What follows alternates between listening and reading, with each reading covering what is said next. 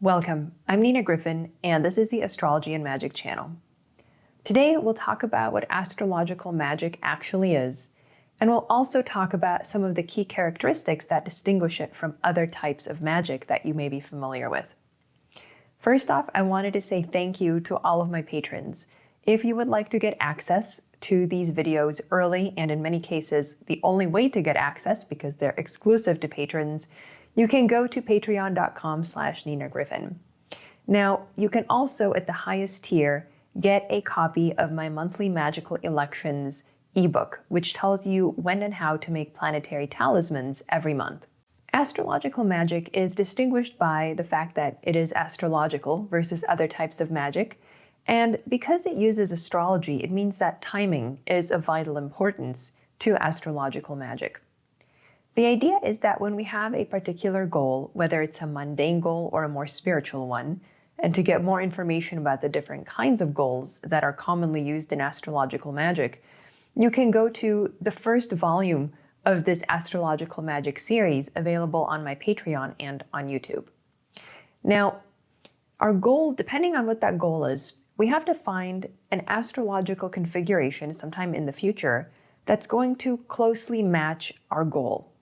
Now, of course, this requires a fair amount of astrological knowledge and expertise, particularly expertise in an area known as electional astrology, where we elect or choose a particular time to do something in order to be astrologically supported in that particular activity. For example, the mundane or non-magical version of electional astrology is, if you want to build a house, well, you're going to look in the future to see when there's going to be a great astrological configuration for building houses for, speed, durability, all those things that you want to have happen when you are doing a building project. There's a similar process for astrological magic. It may or may not have to do with building a house. Your goal might be, for example, to get more romance in your life and your relationship. And so for that, you might look for example, times when Venus is particularly strong. And of course, knowing when and how that happens is part of the expertise that is required to do astrological magic successfully. So let's say you find this time and you decide, okay, at 10 a.m. 2 Fridays from now is going to be a great time for me to do my astrological magic ritual, or perhaps create a talisman that has to do with Venus. And I'm going to essentially prepare for that moment to do my astrological magic. Those configurations, those astrological configurations that I just mentioned, have to reflect your goals. And I think a very common point of failure is where aspiring astrological magicians don't have the astrological chops, or don't know that they don't know, and they will choose a time that may conflict in some way with their stated goal. So instead of finding a time that's great for Venusian pursuits, they may choose something slightly different because they think it looks better, or, they just don't have the expertise yet to quite choose that. And that is one of the very common ways that astrological magic can go wrong. Once you get to the time of the ritual, obviously you'd want to have certain things with you, right? A magical ritual requires some things to be in place. It's very common to have, for example, incense that's related to the particular planet that you might be invoking. You would want things like candles, maybe of the color, ideally, of the planet that you want to work with. And very importantly, if you are making a physical talisman, you will need to have material that is related to that particular planet. So, for example, the planet Venus rules green stones, so very often malachite is connected with Venus. So maybe you'll have a piece of malachite that you will want to engrave at the magical time in order to create your talisman. However, astrological magic doesn't always require a physical object. In many cases, we may simply do a prayer, or as it's called, a petition, a verbal request to the planet for the thing that we want at the stated time with no physical talisman being made. Obviously, physical talismans are considered especially good for long-term goals, but again, they're not a requirement. However, just know that those are kind of different options available to you depending on what your goals of astrological magic might be. The whole point of doing an astrological magic ritual is to capture these relatively fleeting astrological configurations that may only be in place for a few minutes or a few hours or something like that, and to bottle the lightning, as it were, to try to capture them and solidify them, often again in a physical object, that's then going to carry that energy for a longer period of time. Sometimes the question comes up, how long do talismans last? And that's probably a whole separate video, but it often has to do with the material that they're made of. But it does depend. I've had excellent, very long-term results with paper talismans, as well as verbal petitions where no physical talisman was made. So I don't think there is exactly one cut and dried rule. However, again, know that the idea for this ritual generally is to create something or to make a request that's intended to take advantage of this particular energy prevalent at a given moment and to plug into the cosmos when it's the most receptive to your particular goals and needs. As I mentioned earlier, the medium matters. So if you are making a physical talisman, generally you will want a material that is aligned to that particular planet. So if you are making, again, a Venus talisman, you will want a Venusian material. You may not have as good results if you're using a traditional Saturn material, lead or gray stones or something like that. So you always want to make sure that what you're using aligns with that particular planet. Now the question is, how do you know that? There are a lot of very good traditional resources on this.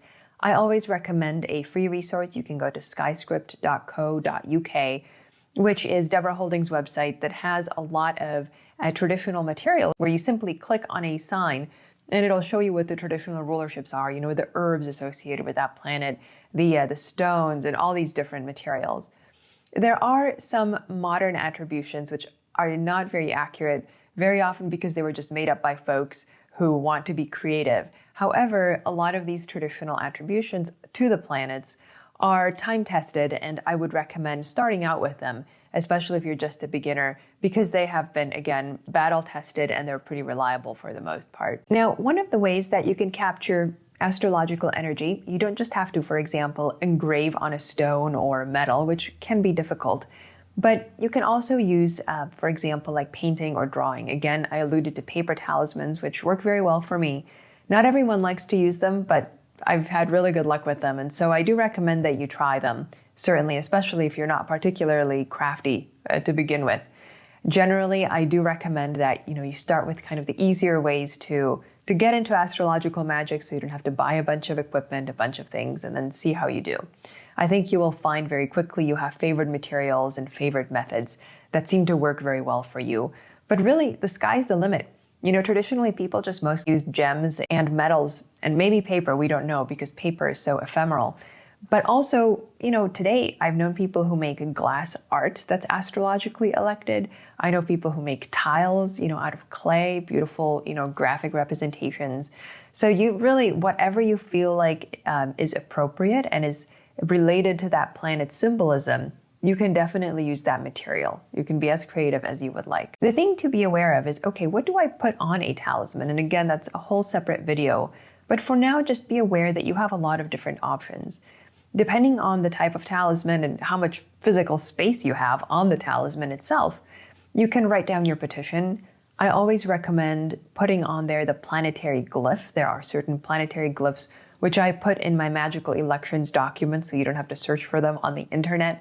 They're just these little kind of sigils or seals that you can use that are sort of a shorthand, an esoteric signature for the planet, as it were. If you are able to get more elaborate, it's highly recommended, especially in documents like Picatrix and other ancient texts, that you draw particular images. So a very common image for Venus, just to continue using that example, is a young woman holding a comb in one head and an apple in another, because those are all Venusian symbols. Young women are Venusian, apples are Venusian, and combs as such are Venusian as well. So just be aware that there are a lot of different visuals that you could use. Again, it's very good to stick to traditional symbolism so that you're not accidentally blending influences and diluting the effect of what you're trying to do. So that's basically astrological magic in a nutshell. Now, as you can see, there are a lot of choices, a lot of variations. Some choices are more modern, right? Again, you might be using materials that were simply not available several hundred years ago. On the other hand, you have a lot of different options as well for what you say during the ritual. Sometimes people prefer to do their own kind of verbal petition or prayer. Maybe they prepare something in advance. Other people like to add the Orphic hymns, which again, that's a whole separate video. These are hymns that were composed about 2,000 years ago to various gods and goddesses from the Greek pantheon. It's thought that these hymns were used during maybe like Orphic mysteries or some kind of initiations because it's very comprehensive. Anyway, the Orphic hymns are available in English, in Greek, and a lot of different languages, so they're very much worth using. Many people like to play music that's appropriate to that planet. You have options there as well. During antiquity, the different planets were assigned to different scales. So if you are musical, or if you're able to find a musical piece that you would like to play, from your computer, for example, that matches that particular planet's mode, you're certainly welcome to do it. I think that if you're really serious about a ritual, you can do something for every one of the senses. For the smell, you choose an incense. For hearing, you choose some kind of music. For the eyes, you can have some kind of color or candles of a particular color, and so on and so forth. It's very common as well during astrological magical ritual to wear a clothing appropriate to that planet. So, for example, when you have a Venusian ritual, one of the directions in the Picatrix is to dress like a woman. I guess they assumed you're a man, so dressing like a woman was just completely, wild and crazy and magical. I guess as a woman, you're kind of already set. But the point is that you have lots of different options, and I think the more creative you can be and the more effort you put in, generally the better results you're going to get. It's kind of like a lot of things in life. The more effort you put in, the better the output. Please stay tuned for other installments in the Astrological Magical series. Some of these are going to be only available to patrons, while others will be available to the public at some point. So keep an eye out whether you follow me on YouTube or whether you just subscribe to my Patreon. Thanks so much for watching.